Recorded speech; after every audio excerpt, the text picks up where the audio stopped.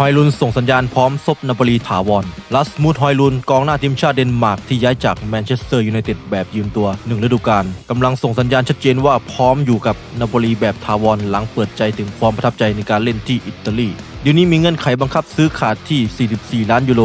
ราวๆ 1,655 ล้านบาทหากนาโปลีคว้าตั๋วยูฟ่าแชมเปี้ยนลีกซึ่งโอกาสสดใสเพราะตอนนี้ทีมรั้งจ่าฝูงแถมเจ้าตัวก็ยิงได้ตั้งแต่นัดแรกในเกมที่ชนะฟิโอเรนติน่า